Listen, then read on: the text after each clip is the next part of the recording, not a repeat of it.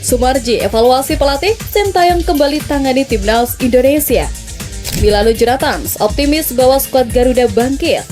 Agenda timnas Indonesia usai gagal lolos Piala Dunia 2026. Pelatih yang cocok gantikan Patrick Kluivert. Assalamualaikum warahmatullahi wabarakatuh. Salam olahraga. Agenda timnas usai tak lolos Piala Dunia tahun 2026. Selanjutnya, pelatih yang cocok gantikan Patrick Kluivert. Manajer Sumarji evaluasi kinerja Patrick Kluivert, dan yang terakhir, Milano Jonathan optimis bahwa skuad Garuda bangkit. Coba kita saksikan bersama ya.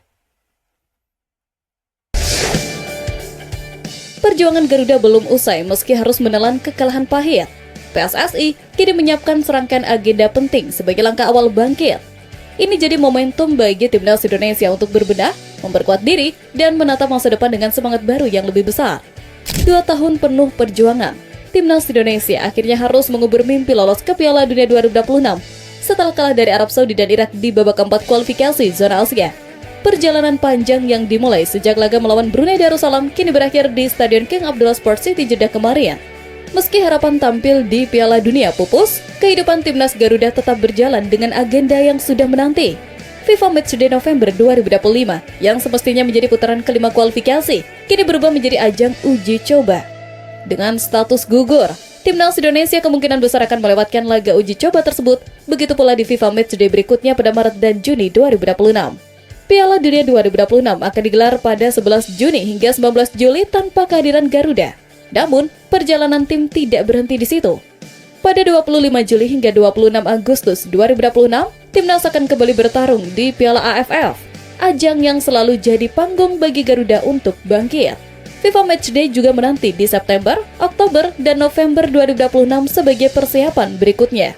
Agenda besar berikutnya adalah Piala Asia 2027 yang akan berlangsung di Arab Saudi pada Januari hingga Februari. Setelah itu, persiapan menuju kualifikasi Piala Dunia 2030 sudah mulai mengintip di horizon. Apalagi ini menjadi perayaan 100 tahun Piala Dunia yang pastinya akan lebih bergengsi. 1. Mark van Bommel. Sudah lama dikenal sebagai salah satu pelatih muda berbakat asal Belanda yang punya gaya kepelatihan matang dan taktis. Prestasinya bersama Royal Antwerp musim 2022-2023 jadi bukti nyata kemampuan manajerialnya. Meski bekerja dengan skuad terbatas, ia mampu membawa klub tersebut meraih gelar juara Liga Belgia, sebuah pencapaian yang membuatnya masuk radar timnas Indonesia. Selain pengalaman bersama Antwerp, Van Bommel juga pernah memimpin klub besar seperti PSV Eindhoven di Belanda dan VfL Wolfsburg di Jerman.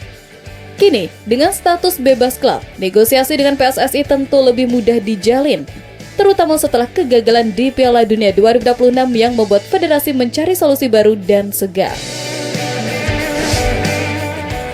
2. Erik ten Hag.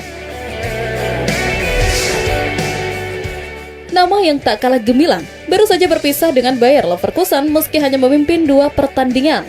Ia termasuk pelatih Belanda dengan profil paling bersinar dalam beberapa tahun terakhir.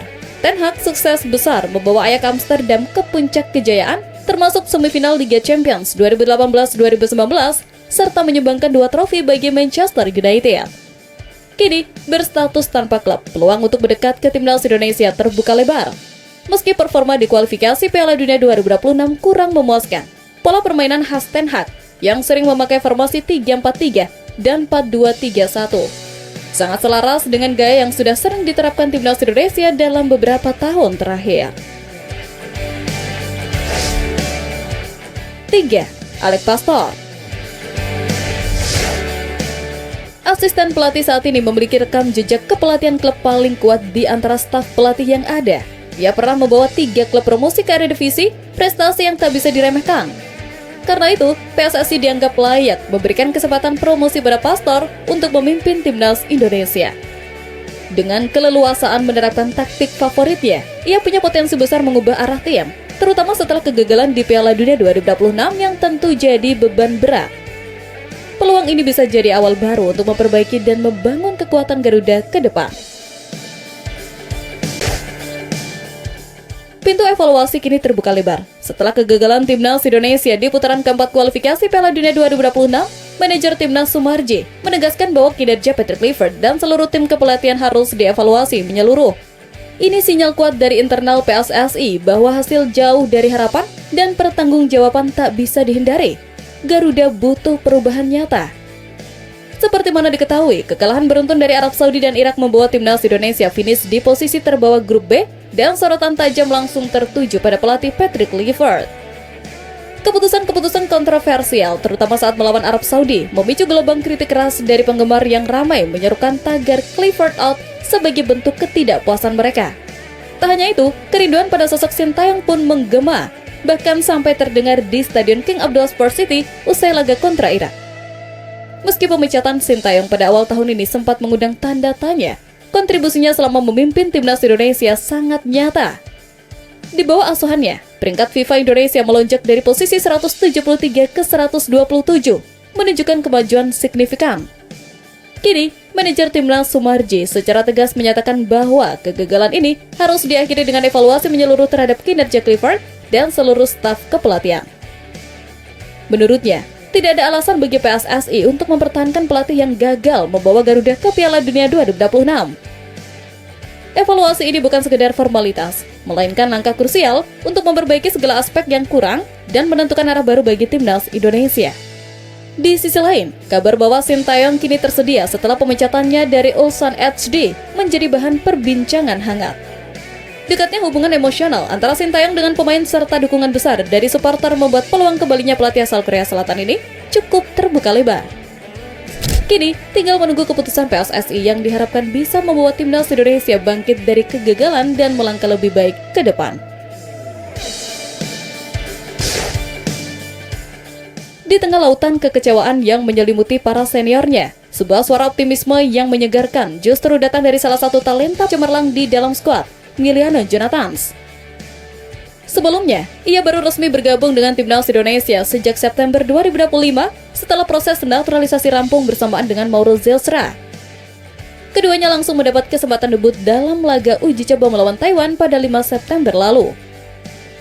Sejak itu, Milano dipercaya masuk skuad Garuda untuk melakoni fase keempat kualifikasi Piala Dunia 2026 menghadapi Arab Saudi dan Irak. Namun, asa Indonesia melaju ke Piala Dunia 2026 pupus setelah kalah 0-1 dari Irak di Stadion King Abdullah Sports City Jeddah kemarin. Meski mendominasi, Garuda kecolongan gol Zidane Iqbal di babak kedua, menyusul kekalahan sebelumnya dari Arab Saudi. Di tengah kekecewaan itu, ia memberikan suaranya sebagai sumber optimisme baru. Pemain muda ini menegaskan bahwa dua kekalahan beruntun bukan hasil yang diharapkan. Namun, dengan tegas ia berjanji bangkit dan belajar dari kegagalan ini. Kita jatuh, kita belajar, kita bangkit. Terima kasih Indonesia atas dukungannya. Ujarnya singkat penuh semangat. Walau mimpinya tampil di panggung terbesar sepak bola dunia harus tertunda, Jonathans tetap membawa semangat positif yang sangat dibutuhkan Timnas. Dalam keterpurukan, Jonathans menjadi cahaya harapan bagi masa depan sepak bola Indonesia, menunjukkan bahwa meski gagal kali ini, perjuangan belum selesai dan kebangkitan menanti di depan.